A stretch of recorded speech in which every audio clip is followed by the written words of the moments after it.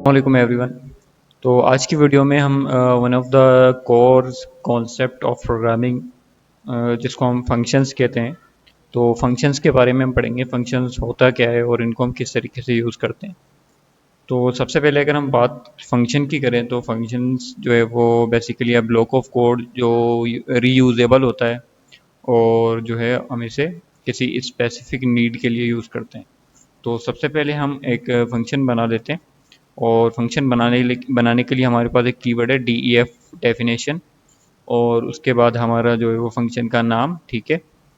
तो हम कर देते हैं रन और हम इसको पैरेंथेसिस लगाते हैं, देन वी कॉलन और फिर हम इंटर और इंडेंटेशन के बाद हम इसमें प्रिंट कर देते हैं या फिर हम रिटर्न कर देते हैं। तो रन का मेथड है तो मैं कर देता हूँ IM, ठीक है, रनिंग। अच्छा, अब हम इसको जो है वो अब ये हमने फंक्शन बना दिया है, ठीक है। ये हमारी फंक्शन डेफिनेशन है और ये हमारा फंक्शन का जो है वो लॉजिक है फंक्शन की। और अब हमारे पास एक थर्ड स्टेप होता है फंक्शन कॉलिंग, क्योंकि अगर हम इसको सिर्फ रन करेंगे तो अभी तक कुछ भी नहीं हुआ। अब हम फंक्शन को कॉल करेंगे, ठीक है। जिस तरह हम पेरेंट का जो है वो मेथड ऑफ फंक्शन होता है वो बिल्ट इन होता है, लेकिन ये हमारा यूज़र डिफाइन है। तो अब इसको रन करेंगे तो you will see the output I am running. अच्छा, अब इसकी कमाल बात ये है कि जितनी बार भी हम इसको जो है वो एग्जीक्यूट करेंगे वो उतनी बार जो है वो प्रिंट करवाएगा, ठीक है। अगर मैं एक और स्टेटमेंट इसके अंदर दे दूं, ठीक है, तो आई एम रनिंग फास्ट, तो यू विल सी, ठीक है। तो पहली बार जब चला तो इसने प्रिंट किया आई एम रनिंग फास्ट। और दूसरी दफ़ा जब हमने इसे कॉल किया तो दोबारा इसने दोनों स्टेटमेंट्स को जो है वो प्रिंट किया।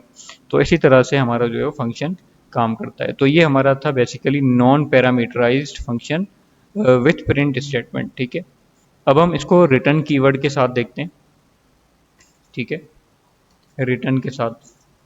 तो हम फंक्शन बनाते हैं एक फंक्शन और हम कर देते हैं सम, ठीक है, यानी हम दो नंबर का सम करेंगे और हम इसको रिटर्न करवा देते हैं, ठीक है, 10 + 20, ठीक है। और हम अपने इसकी एग्जीक्यूशन से बाहर आ जाएंगे, ब्लॉक से, स्कोप से। और अब हम सम करेंगे, ठीक है, सम को कॉल करेंगे यानी हमारे फंक्शन को कॉल करेंगे। तो अब हम इसको रन करते हैं तो you can see the output 30। अच्छा, जितनी बार इसको हम कॉल करेंगे तो ये उतनी बार जो है वो प्रिंट करना चाहिए, लेकिन क्यों नहीं हो रहा? क्योंकि हमने इसको प्रिंट के अंदर रैप नहीं किया और यहाँ पर भी हमने इसको प्रिंट की स्टेटमेंट नहीं दी बल्कि हमने रिटर्न करवाया है, ठीक है। तो अब हम इसको प्रिंट के अंदर जो है वो रैप कर देते हैं और इसी तरह हम इसको भी जो है वो प्रिंट के अंदर रैप कर देंगे और सिमिलरली हम इसको भी प्रिंट के अंदर जो है वो रैप कर देंगे। तो यू विल सी 30 30 30।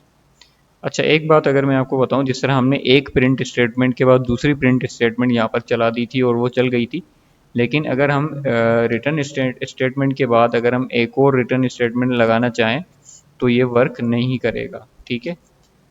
तो यानी रिटर्न स्टेटमेंट के बाद अगर आप उसी स्कोप के अंदर कुछ भी लिखेंगे तो वो वर्क नहीं करेगा, ठीक है। अगर मैं रिटर्न स्टेटमेंट के बाद प्रिंट करवाना चाहूँ 200 को तो ये वर्क नहीं करेगा, क्योंकि रिटर्न स्टेटमेंट के बाद कुछ भी वर्क नहीं करता जब तक आप उस स्कोप के अंदर हैं, ठीक है। तो अगर मैं रिटर्न स्टेटमेंट से पहले जो है वो प्रिंट करवा दूं तो ये वर्क करेगा, ठीक है। तो यू कैन सी 230 लेकिन रिटर्न स्टेटमेंट के बाद कुछ भी वर्क नहीं करेगा। अच्छा, तो ये हमारे थे नॉन पैरामीटराइज्ड फंक्शन। तो अब हम देख लेते हैं पैरामीटराइज्ड फंक्शन,